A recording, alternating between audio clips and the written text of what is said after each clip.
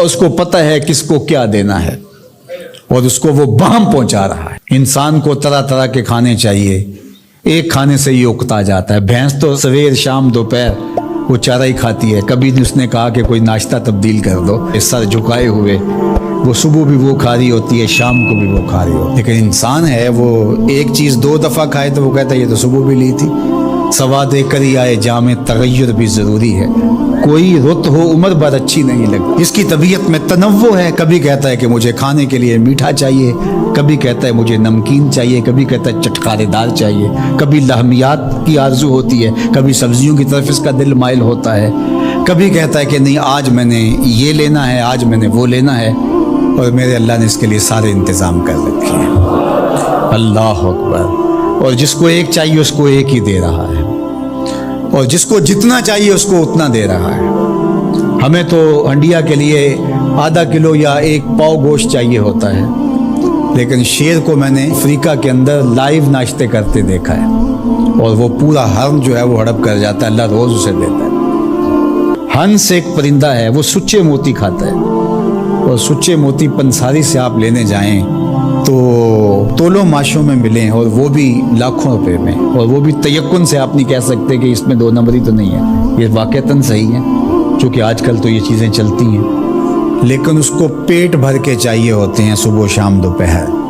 اور دنیا کے اوپر ایک ہنس نہیں رکھا ہوا اللہ نے، لاکھوں ہنس کروڑوں ہنس دنیا پہ پائے جاتے ہیں، اور ان کو اربوں موتی روز چاہیے، اللہ روز عطا کر رہا ہوتا ہے۔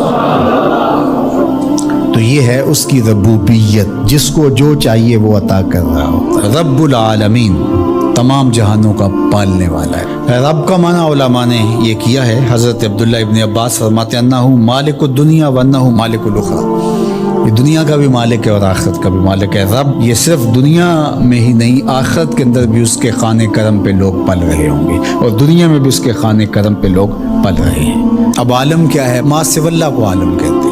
علماء نے اس پر بہت کچھ لکھا، لیکن حضرت وہب بن منبہ رضی اللہ تعالیٰ عنہ فرماتے ہیں کہ 18,000 عالم ہیں، ان میں سے ایک عالم یہ عالم دنیا ہے۔ بہت ساری چیزیں ہیں، ہماری انسان کی پہنچ ہی وہاں تک نہیں ہے۔ وما یعلم جنود ربک الا هو، اللہ کے لشکروں کو کون جانے؟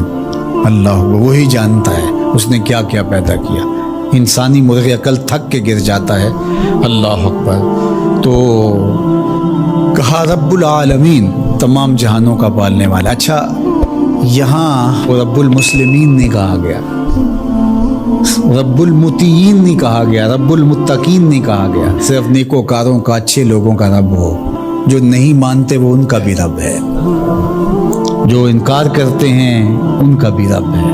اللہ اکبر۔ یہ اس کی ربوبیت کی شان ہے کہ وہ اپنوں بیگانوں کو سب کو نواز رہا ہے۔ اور اگر آپ کی توجہ ہو تو یہاں ایک جملہ اور کہنا چاہوں گا، رب کا لفظ جو ہے وہ واحد ہے اور عالمین جمع ہے۔ رب العالمین، ایک رب اتنے جہانوں کو پال رہا ہے، ایک رب اتنے جہانوں کو پال رہا ہے۔ چلو اس سے آگے ایک اور بات کروں، رب واحد ہے اور عالمین جمع ہے، تو ایک رب کے کئی بندے ہو سکتے ہیں، ایک بندے کے کئی رب نہیں ہو سکتے، اس لیے رب کو واحد رکھا، عالمین کو جمع رکھا۔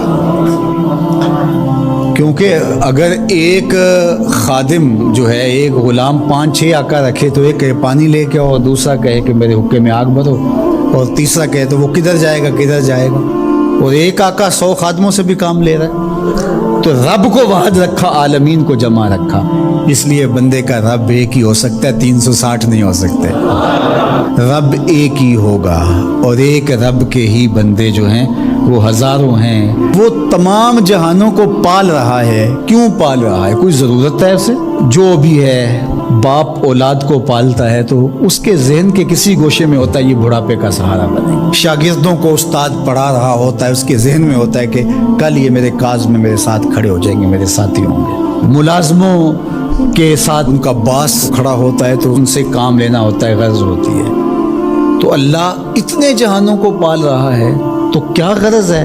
الرحمن الرحیم، محض رحمان ہے نا، اسے کوئی غرض نہیں، وہ رحمان ہے اور رحیم ہے، اور یوں ہی پال رہا ہے۔ جو نہیں مانتا اسے بھی پال رہا ہے، اور جو مان رہا ہے اسے بھی پال رہا ہے۔ اللہ اکبر، وہ رحمان ہوا، وہ رحیم ہوا۔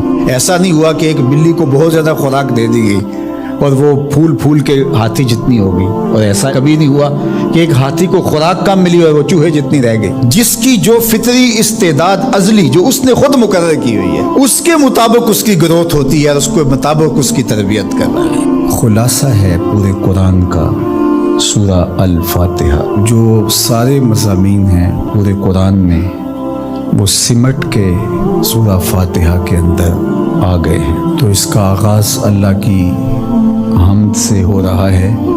الحمدللہ، تمام خوبیاں اللہ کے لیے۔ کسی کے اختیاری حسن پر، کسی کے اختیاری جمال پر جو ثنا کی جاتی ہے، ستائش کی جاتی ہے، اسے حمد کہا جاتا ہے۔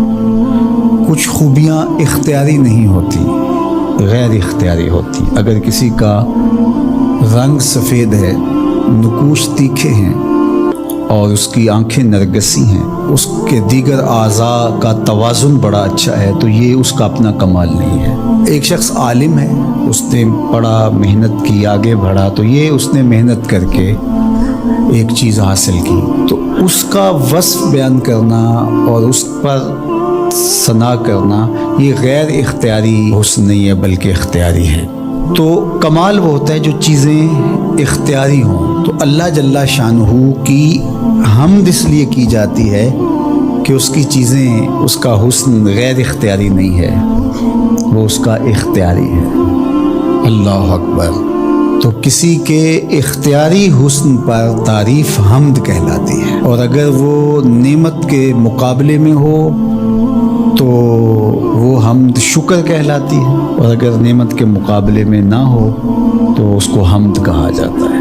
حضرت کعب احبار رضی اللہ تعالی عنہ فرماتے ہیں کہ الحمد کی تفسیر ثناء اللہ ہے، اللہ کی ثنا، اللہ کی تعریف۔